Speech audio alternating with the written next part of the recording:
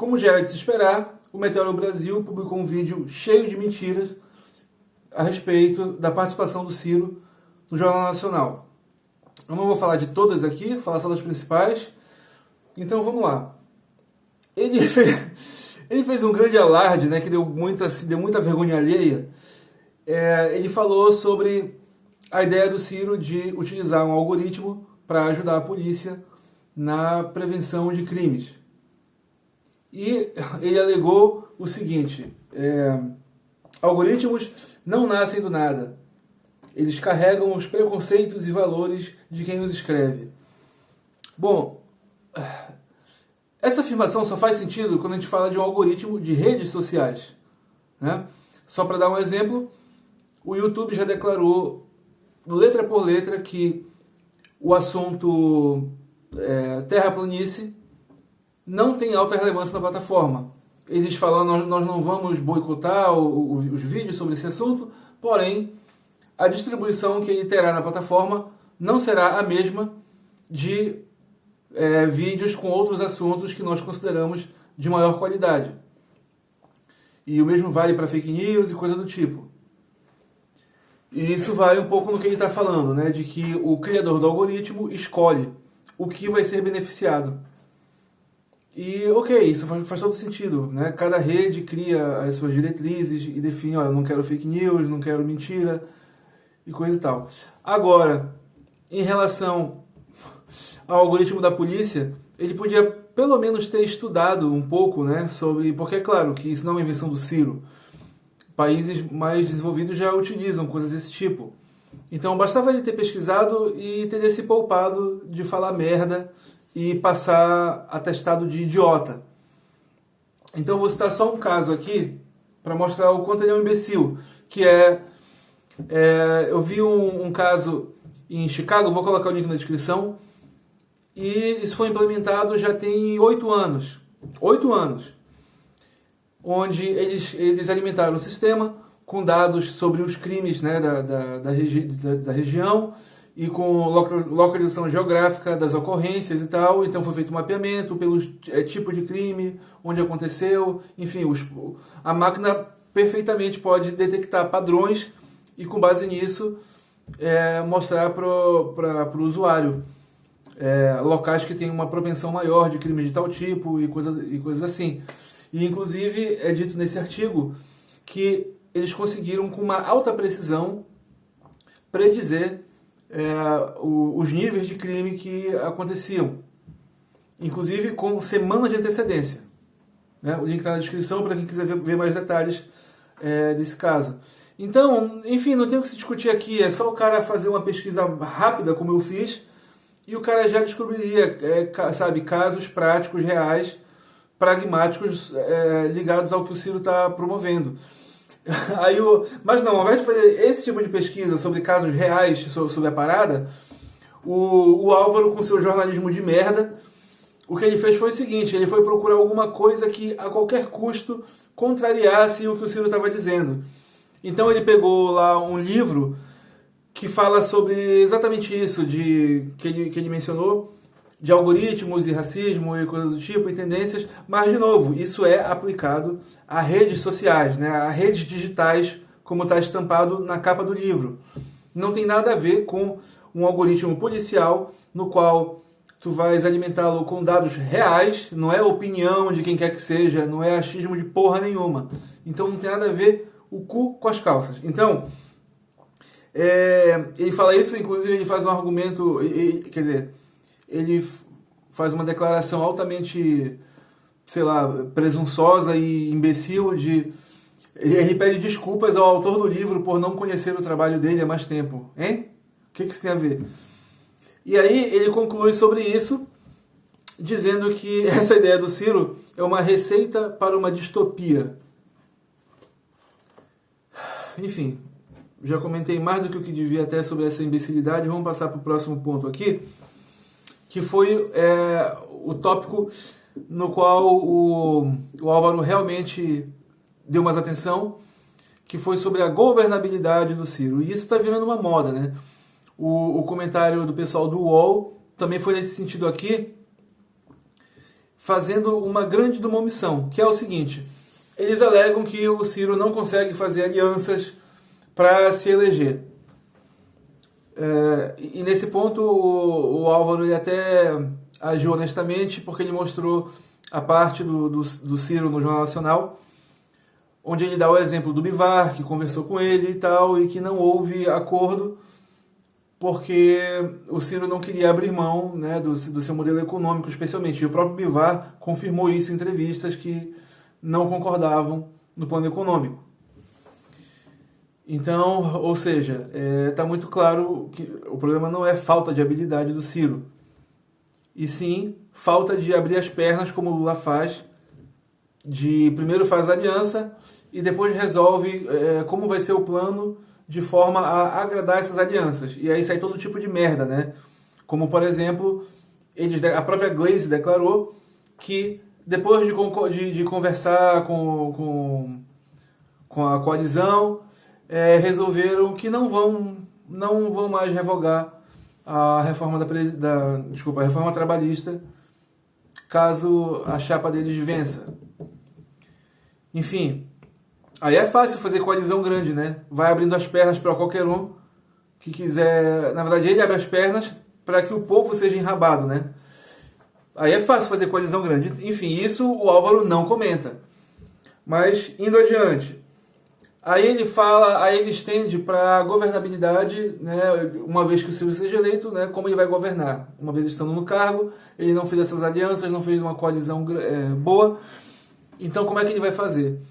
Aí, o Álvaro simplesmente, ele pula o ponto-chave do Ciro da governabilidade, da governança, que é o redesenho do Pacto Federativo, do qual o Ciro sempre fala, que ele vai renegociar as dívidas dos estados e pegar esse dinheiro que eles gastavam com dívida correntemente, né, e empregar esse dinheiro como investimentos e de obras e, enfim, melhorias, benfeitorias nos estados, nas cidades e tal.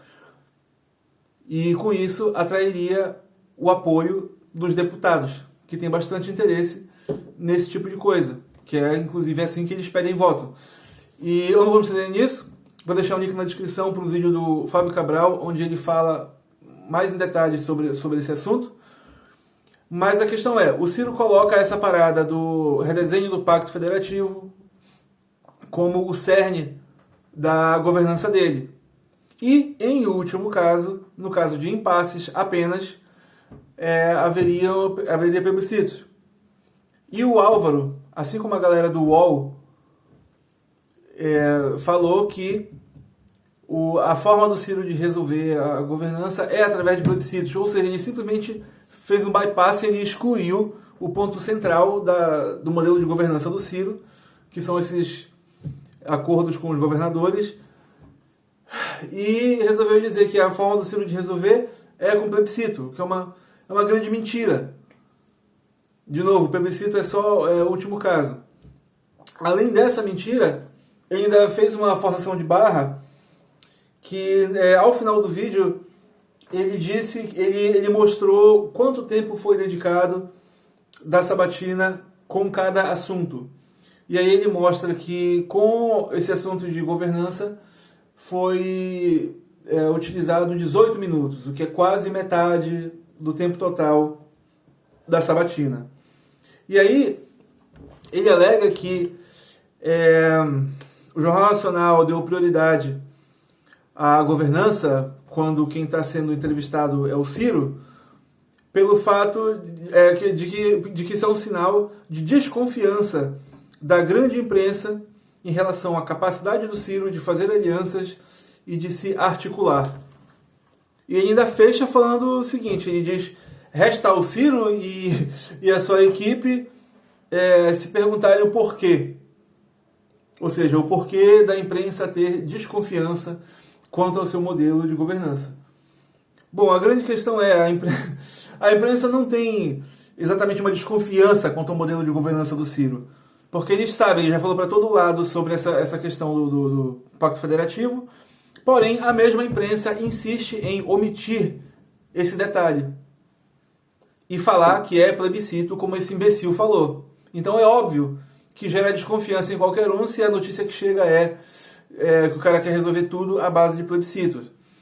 Agora, falando especificamente sobre o Jornal Nacional, o fato de ter curiosidade sobre um assunto não significa ter uma desconfiança no sentido de achar que o cara não vai conseguir resolver aquele problema. Simplesmente eles têm que perguntar, é obrigação deles. E como o modelo do Ciro, né, o plano dele de uma forma geral é bem fora assim, do usual, é lógico que isso gera perguntas extras sobre o mesmo assunto. Agora, de novo, isso não significa que não confiam, que achem que não vai dar certo e não sei o quê. É simplesmente a questão de explorar o assunto, dar a devida seriedade ao assunto, do jeito que ele merece. E esse é um tópico muito importante. A grande questão talvez não seja que o pessoal tem muita desconfiança sobre o Ciro nesse assunto e por isso eles estenderam demais nesse ponto, né? Pegou quase metade da entrevista. Mas simplesmente pode ser que os outros pontos todos estejam muito claros e sejam figurinha repetida, que não precisem de tanta discussão, e eles atentem mais a esse, que é o que o público tem mais dúvida, ou coisa assim. Querer fazer essa lacração idiota, dizendo que se os caras se estenderam demais nesse ponto, logo é porque eles têm desconfiança nisso, e por isso a equipe do Ciro tem que se preocupar. Porra, tomar no seu rabo. Ele é o primeiro a tocar nesse assunto e omitir o ponto principal dele e vem querer falar de desconfiança da grande mídia e o caralho. Porra, tomar no seu cu. Outro detalhe que não é exatamente uma mentira, enfim, se fazendo de vítima do caralho. No começo do vídeo ele mostra até que ainda na mesma noite onde houve essa emissão do Jornal Nacional, tinha gente reclamando, falando que até agora o Meteoro não fez um vídeo, será que é porque eles não viram nada de errado, não sei o quê. Eu concordo com ele que quem faz isso é gente muito chata, que vem querer exigir que o cara faça vídeo na mesma noite, né, de uma parada que já foi relativamente tarde, pro cara fazer vídeo, editar, fazer imagem, enfim. É gente chata, sem dúvida, que fala sobre isso, que vem com essa. Agora, o que ele tenta fazer, que é tentar taxar como se todos os apoiadores do Ciro fossem assim, isso é uma desonestidade. Pode notar que ele fala isso. Ele fala, os ciristas, não sei o que e tal. Aí até inventou uma porra de um termo Zé Ruela do caralho, cirista light. Isso é desonestidade.